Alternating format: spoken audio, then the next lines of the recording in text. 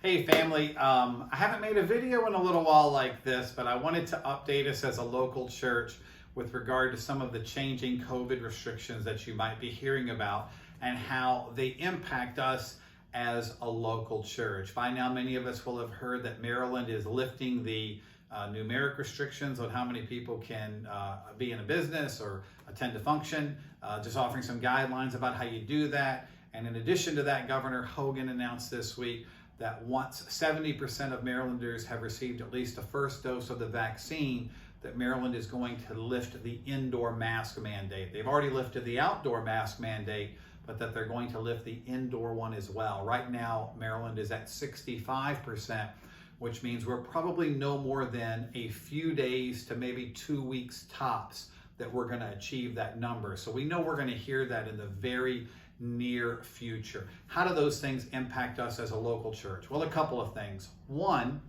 the Maryland guidance is what matters most to us because it impacts us most directly.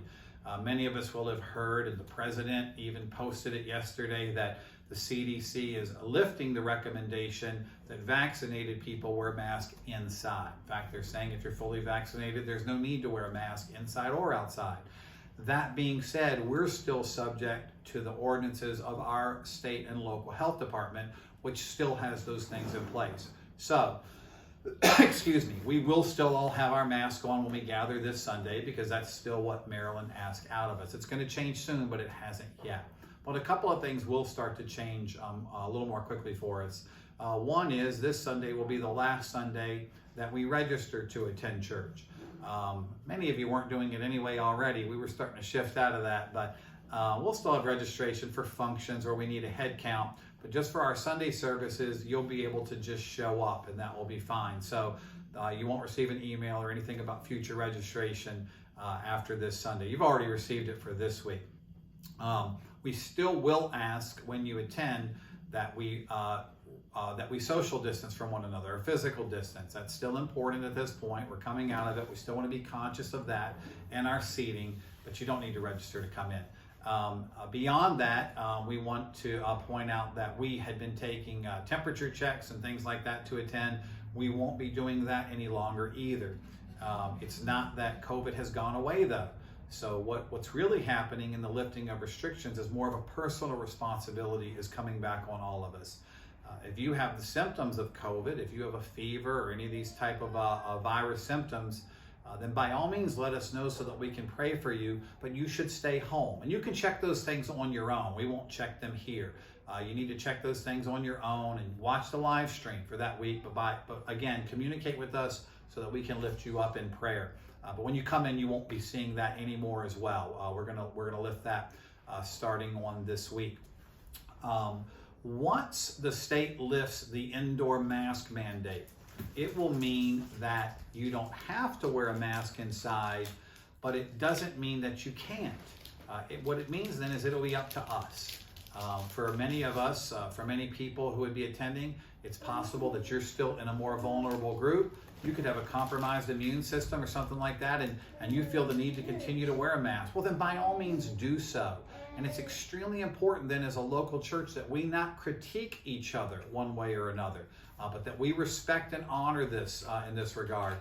That being said, once the day comes where the masks aren't required, if you don't have a mask on and someone does, you should put a mask on when you approach them. You should have it with you anyway. We'll still need it to go into some businesses.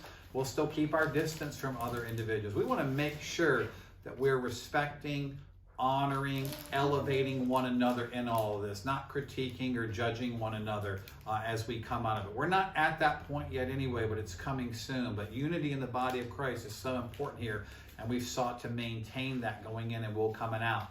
That said, now I want to try to pull this together quickly because I don't want to be too long.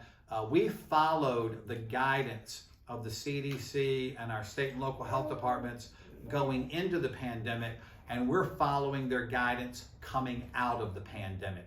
That said, when they told us don't meet with more than 10 people, that's what we did. When they said, okay, 25 people, that's what we did. When they said 70, that's what we did. So as they changed their guidelines coming out, we're following their guidelines coming out the same way we followed their guidelines going in. it will create more liberty for us, but a question that will come up very quickly as well, and already does come up from some, is when will our different church ministries return that got suspended through all this? The real answer to that is they won't return simply because of a changing of guidelines. They'll return when our volunteer staff is ready to get back to work and make things happen. So staffing issues will be a big factor in when many of our ministries resume beyond the Sunday morning church experience. So when you're ready, you're going to want to communicate with us and plug back in so that we know that you're ready to be involved with our different areas of ministries. Many have already returned. Our youth are doing monthly activities now. Our men's and women's fellowships are already operating once again. Some of our small groups are back.